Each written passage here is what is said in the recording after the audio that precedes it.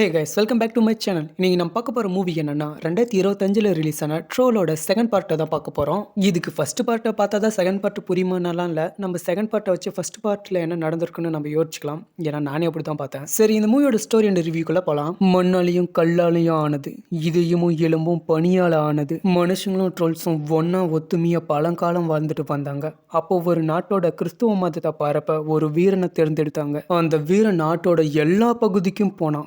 வானுயர்ந்த மரம், சூரியனையே உள்ள வராத கருயிடம் சூழ்ந்த மரங்கள். அந்த இடத்துல இருந்த ட்ரோல்ஸ் எல்லாம் சூரிய ஒளி இழுத்துட்டு வந்தான். அந்த சூரிய ஒளினால ட்ரோல்ஸ் எல்லாம் கல்லா மாறிடுச்சு. அதோட நிறுத்திக்காம அவங்க வாழ்ந்திருந்த நிலப்பகுதியும் அபகரிச்சு பெரிய ட்ரோல்ஸ் சின்ன ட்ரோல்ஸ்ன்னு பார்க்காம எல்லாரையும் கொல்ல ஆரம்பிச்சான். அந்த ட்ரோல்ஸ் கிறிஸ்துவ மதத்தை பார்த்து பயந்து நடுங்கி போயிட்டு இருந்துச்சு.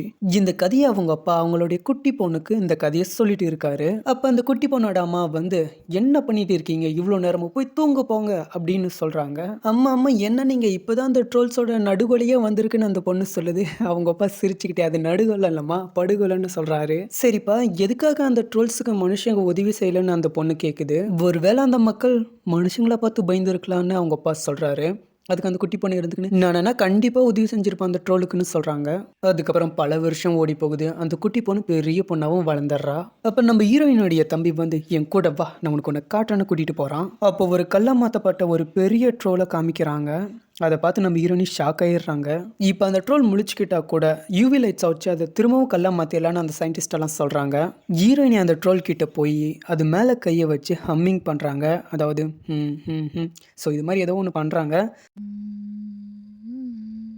அப்போ அந்த ட்ரோல் கண் முழிச்சிருது. யூவி லைட்ஸை வச்சு அந்த ட்ரோலை திரும்பவும் கல்ல மாற்றலான்னு ட்ரை பண்ணுறாங்க. ஆனால் பக்கத்தில் இருந்த பொண்ணு டீ கப்பை தள்ளி விட்டு அந்த மிஷினை ரிப்பேர் ஆகிட்டு, ஏன் இப்படி பண்ணேன்னு கேட்டால், அதுவே இப்போ தான் முழிச்சிருக்கு, அதை ஏன் திரும்ப கல்ல மாற்றணும்னு அவன் சொல்கிறான். அடிப்பா அப்படின்னு அந்த சயின்டிஸ்டெல்லாம் நினச்சிக்கிறாங்க. வந்ததுன்னே ஒரு சில பேரை போட்டு தெளிடுது அந்த ட்ரோலு. தப்பிச்சு வெளியே வந்த ட்ரோல் மக்களை தின்னு கொன்னுருது.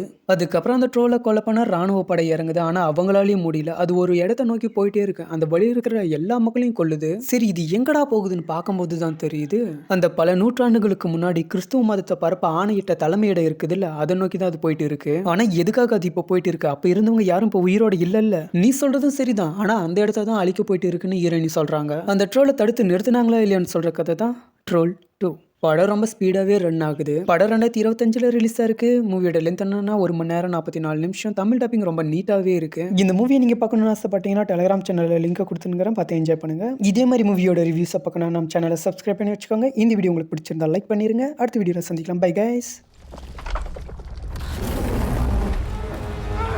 முட்டாள்தனமா எதுவும் பண்ணிடாத.